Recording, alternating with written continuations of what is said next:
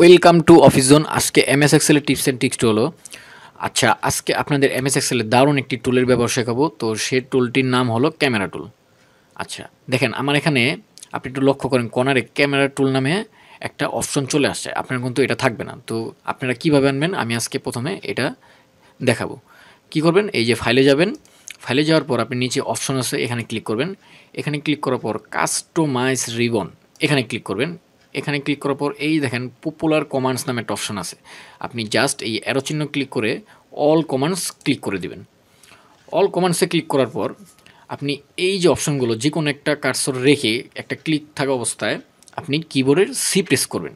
C press করার পর mouse দিয়ে স্ক্রল করবেন, দেখবেন কোথায় ক্যামেরা নামে একটা অপশন আছে। দেখেন এই যে ক্যামেরা টুল নামে একটা অপশন আছে, আমি এখানে ক্লিক করে অ্যাড দিয়ে ওকে দিবেন, আপনার কিন্তু হয়ে যাবে। তো আমি এটা করলাম না, কারণ আমার এখানে আগেই আনা ছিল। ঠিক আছে, আচ্ছা এখন এর ব্যবহারটা কি? ক্যামেরা টুলের ব্যবহারটা অনেক একটি মজার টিক্স, কারণ দেখেন আমার এখানে একটা মার্কশিট আছে সিম্পলভাবে। এখন আপনি চাচ্ছেন যারা যারা এ প্লাস পেয়েছে তাদেরকে হাইলাইট করতে আলাদাভাবে একটা স্ক্রিনশটের মতো। কীভাবে? দেখেন, আপনারা দেখলেই বুঝতে পারবেন যে দেখেন আমি এতটুক মুন্না এবং তামিমের যেহেতু ভালো করছে, এ প্লাস পেয়েছে, আমি তাদেরকে হাইলাইট করব। তাহলে আমি এতটুকু সিলেক্ট করে আমি যদি ক্যামেরা টুলটা সিলেক্ট করি, দেখেন এখন আপনি যে কোনো জায়গায় হাইলাইট করতে পারবেন। দেখেন আমি যদি এখানে সুন্দরভাবে ছেড়ে দিই, দেখেন আমার কিন্তু জিনিসটা হাইলাইট, দেখেন একটা স্ক্রিনশটের মতো কিন্তু চলে আসছে। এখন যদি দেখেন আমি এই যে এ প্লাসের জায়গায় যদি বি দিয়ে দিই, অটোমেটিক কিন্তু এখানে বি চলে আসবে। ঠিক আছে, আমি আবার এ প্লাস দিলাম, দেখেন আবার কিন্তু চলে আসছে। তো এটা মূলত ক্যামেরা টুলের কাজ।